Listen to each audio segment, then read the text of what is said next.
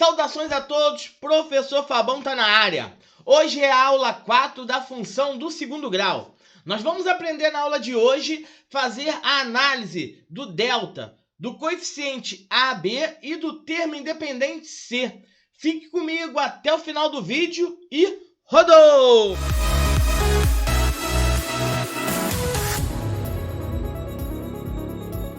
Nós vamos iniciar nossa aula 4 observando o gráfico que está aí na tela. Eu tenho aí um gráfico com alguns pontos. Pontos esses que nós já estudamos. Então eu tenho aí as raízes, tenho o vértice e tenho o ponto onde a função corta o eixo y. Até agora nós vimos funções onde existiam duas raízes. Só que existem funções que têm apenas uma raiz ou que até não tem raízes. Isso acontece por quê? Porque a função ela pode também não cortar o eixo x. E eu posso fazer essa análise através do delta. Então o que eu vou fazer? Eu vou fazer a análise apenas das raízes através do delta. E eu vou extrair a fórmula do delta. Então quando eu observo dentro da raiz, eu tenho aí essa fórmulazinha aí. Vou chamar ela de delta. O delta é representado por esse símbolozinho que parece aí um triângulo. E o que eu vou fazer? Eu vou fazer a análise de quando ele é positivo, quando ele é negativo ou quando ele é igual a zero. Então, eu tenho a seguinte situação. Essa é a fórmula de delta. Ao fazer a substituição, o delta pode ser positivo, maior que zero. Quando isso acontece, eu tenho duas raízes reais diferentes. Vamos ver como que ficaria o gráfico dessa situação. Eu tenho delta maior que zero, o eixo x é cortado pela função em dois pontos. Aí eu tenho uma função com a concavidade voltada para baixo, né? É uma parábola com a concavidade voltada para baixo. Ali eu tenho uma raiz e ali eu tenho outra raiz. Isso também pode acontecer com a concavidade voltada para cima. Dessa forma aí, é a mesma coisa. Novamente, eu tenho duas raízes, dois locais onde a função ela corta o eixo x. Isso é quando o delta é positivo. Vamos ver agora quando o delta é negativo. Eu tenho aí a seguinte situação. Delta menor que zero, então ele é negativo. Quando isso acontece, eu não tenho nenhuma raiz real. Quando é que isso acontece? Ao fazer a substituição do A, B e C, se o resultado for negativo, o gráfico vai ficar dessa forma aí. Você pode observar que a parábola ela vem crescendo, chega próximo do x e começa a descer. Então ela não encosta no x, então ela não tem raiz real. Pode ser com a parábola com a concavidade voltada para baixo, ou pode ser também com a parábola com a concavidade voltada para cima. Eu tenho duas situações aí diferentes, onde ambas não têm raízes, porque ela não encosta no eixo x. Eu tenho também agora a terceira situação, que é quando delta é igual a zero. Ao fazer a substituição ali pelo A, B e C, e o resultado for igual a zero, então isso significa que eu tenho uma única raiz real. Olha como que ficaria isso aí no gráfico. Eu tenho aí um gráfico com a concavidade voltada para baixo, né? O A negativo. E ele encosta apenas uma vez no eixo x. A linha sobe, quando encosta no eixo x, ela já desce. Então é apenas um ponto. Aí é uma raiz. Isso acontece quando o delta é igual a zero. E isso também pode acontecer com a concavidade voltada para cima, com um A positivo. Observe que o gráfico, a função desce na parábola, encosta no eixo x e depois sobe. Então ali é minha raiz, tenho apenas uma raiz. Então eu posso fazer o cálculo do delta e o resultado do delta eu já sei se a função vai ter duas raízes, uma raiz, ou se não vai ter raiz nenhuma. Vamos fazer a análise agora do A. Nós já fizemos, né? Mas vamos fazer uma revisãozinha. O A, quando esse A ele é positivo, significa que a concavidade é voltada para cima. coloquei aí um exemplo de uma função onde o a é positivo. Observe que a concavidade está para cima e ele corta até em duas raízes. Vamos fazer agora a análise do próximo aí, ó. Novamente, o a positivo, porque a concavidade está voltada para cima, só que agora ele corta o eixo x apenas em um ponto, né? Então, essa função aí, ela é uma função onde o delta seria o quê? O delta seria igual a zero.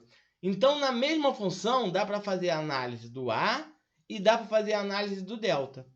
Por último, ó, eu tenho aí uma função voltada para cima, o a positivo, e eu nem tenho raízes. Quando isso acontece, eu já sei também que o delta é negativo. Agora, vamos ver o que acontece quando o a é negativo, o a menor que zero. Negativo, concavidade voltada para baixo. Eu tenho aí uma situação de uma parábola com a concavidade voltada para baixo, que corta o eixo x em dois pontos. Então, são duas raízes.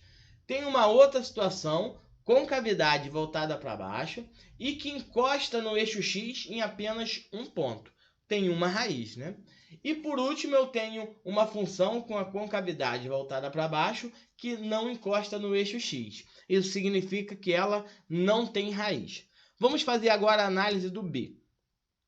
O b, quando o b é maior que zero, ou seja, b sendo positivo. Eu tenho aí agora um gráfico na tela, eu quero que você observe o seguinte. Essa parábola, como toda parábola, ela é formada por dois ramos. Um ramo é crescente e o outro é decrescente. Eu tenho que observar o comportamento sempre da esquerda para a direita. Então, observe que ela vem decrescendo, chega no vértice, ela começa a crescer. E ela corta o eixo Y no ramo que vai crescendo. Isso acontece quando quando B é positivo. Olha agora essa segunda parábola aí. Novamente, eu tenho uma parábola. Essa parábola ela é dividida em dois ramos. Um ramo crescente e outro decrescente. Então, ela vem crescendo. Daqui a pouco, ela chega no vértice e começa a decrescer. Observe que esse ramo que está crescendo é ele que corta o Y. Isso acontece quando o B é positivo. Então, eu sei que quando o B é positivo, o ramo da função, da parábola que corta o eixo Y é sempre o ramo crescente. Agora vamos ver o que acontece quando B é negativo. B menor que zero é B negativo. Agora eu quero que você olhe novamente a parábola. O ramo que corta o eixo Y é o ramo decrescente. Isso acontece nessa parábola, como acontece nessa parábola de baixo. O ramo que está cortando o eixo Y é o ramo decrescente. Então, quando o B é menor que zero, significa que o B é negativo. A parábola vai cortar o eixo Y no seu ramo decrescente. E por último, eu tenho o B igual a zero. Quando o B é igual a zero, a parábola ela vai cortar o eixo Y justamente no vértice. Observe, eu tenho esse exemplo com a concavidade para cima e tenho esse exemplo com a concavidade para baixo. Observe que em ambos ela corta o eixo Y justamente no vértice da parábola. Vamos fazer agora a última análise, que é a análise do C, do termo independente. Observe aí o que está na tela. O eixo Y é cortado pela função no valor do C. Então, eu vou observar qual é o valor que está no C na função. Vou dar um exemplo numérico para facilitar.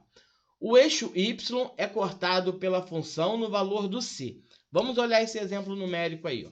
Eu tenho C igual a 3. Então, isso vai me gerar uma função onde a função é essa linha que está de vermelho. Ela vai cortar o Y justamente em cima do 3. E o par ordenado é 0 e 3. Né? Nós já aprendemos isso. Quando o 0 estiver no x, significa que o ponto está em cima do y. Nessa situação, justamente no 3. Vamos ver agora um exemplo com a concavidade voltada para baixo. Ó, o C aí é 4. Observe agora. Eu tenho uma parábola com a concavidade voltada para baixo. E se você observar o y, a função ela vai cortar o y justamente no 4. Por quê? Porque o c da função é 4. Chegamos ao final de mais uma aula. Espero que vocês tenham gostado, que vocês tenham aprendido. E não esqueça de dar aquela força aí no canal, se inscrevendo, dando um like, deixando um comentário e compartilhe para que esse conteúdo possa ajudar também outras pessoas. Bons estudos a todos e até a nossa próxima aula.